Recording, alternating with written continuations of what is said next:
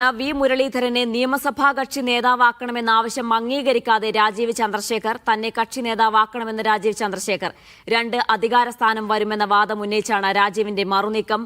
V മുരളീധരനെ കക്ഷി നേതാവാക്കാനായിരുന്നു core കമ്മിറ്റിയിലെ ഭൂരിപക്ഷ അഭിപ്രായം.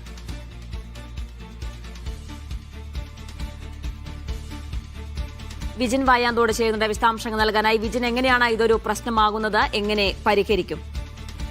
ഇതിന് 3 അംഗങ്ങളാണ് നിയമസഭയിൽ നിലവിൽ BJPക്കുള്ളത്. ഇത്തവണയാണ് 3 അംഗങ്ങളെ ലഭിച്ചത്. ഇതിൽ രാജീവ് ചന്ദ്രശേഖർ, ഒപ്പം തന്നെ മുൻ സംസ്ഥാന അധ്യക്ഷൻ വി മുരളീധരൻ, ഒപ്പം ചാത്തന്നൂരിൽ നിന്ന് വിജയിച്ച VV ഗോപകുമാർ എന്നിവരാണ്. അതിൽ വി മുരളീധരനെ നിയമസഭാ കക്ഷി നേതാവാക്കാം എന്നുള്ള തീരുമാനമായിരുന്നു നേരത്തെ കോർ കമ്മിറ്റിയിൽ ഉൾപ്പെടെ ഉണ്ടായിരുന്നത്. ഭൂരിപക്ഷം അത്തരത്തിലുള്ള ഒരു അഭിപ്രായം തന്നെയാണ് രേഖപ്പെടുത്തിയത്. കാരണം വി മുരളീധരൻ കേരളത്തിന്റെ രാഷ്ട്രീയ സാഹചര്യങ്ങളെല്ലാം കൃത്യമായി അറിയുന്നതാണ്. ഒരുപാട് കാലത്തെ പ്രവർത്തന പരിചയമുള്ള ആളാണ്. അതുകൊണ്ട് തന്നെ വി മുരളീധരൻ കക്ഷി നേതാവായി വരുന്നതായിരിക്കും നല്ലത് എന്നുള്ളതായിരുന്നു ദേശീയ നേതൃത്വത്തിന്റെ ഉൾപ്പെടെയുള്ള അഭിപ്രായം. പക്ഷേ അങ്ങനെ ആകുമ്പോൾ രാജീവ് ചന്ദ്രശേഖർ സീറ്റിൽ പിറകിലിരിക്കേണ്ടി വരും. കക്ഷി നേതാക്കൾ സംസാരിക്കുമ്പോൾ രാജീവ് ചന്ദ്രശേഖരന് സംസാരിക്കാനുള്ള അവസരം ലഭിക്കില്ല. അങ്ങനെ വരുമ്പോൾ അത് നിയമസഭയിൽ തന്നെ അധ്യക്ഷൻ എന്നുള്ള നിലയിൽ രാജീവ് ചന്ദ്രശേഖരന് പുറമെ മറ്റൊരു അധികാര കേന്ദ്രമായി വി മുരളീധരൻ കക്ഷി നേതാവായാൽ വരും എന്നുള്ളതാണ് നിലവിൽ രാജീവ് ചന്ദ്രശേഖർ ഉന്നയിക്കുന്ന വാദം. അതുകൊണ്ട് തന്നെ താൻ സംസ്ഥാന അധ്യക്ഷനാണ്, തന്നെ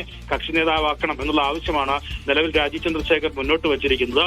ഈ തീരുമാനം ഇതുവരെയും ഇരുകൂട്ടരും അംഗീകരിച്ചിട്ടില്ല. പാർട്ടിക്കുള്ളിലെ ഭൂരിപക്ഷ അഭിപ്രായം അത് വി മുരളീധരൻ തന്നെ കക്ഷി നേതാവാകുന്നതാണ് നല്ലത് എന്നുള്ളതാണ്. കാരണം എന്ത് വിഷയമുണ്ടായാലും ഓടിയെത്താനും കേരളത്തിന്റെ രാഷ്ട്രീയ സാഹചര്യമൊക്കെ മനസ്സിലാക്കി സംസാരിക്കാനും ഒക്കെ വി മുരളീധരന് കഴിയും.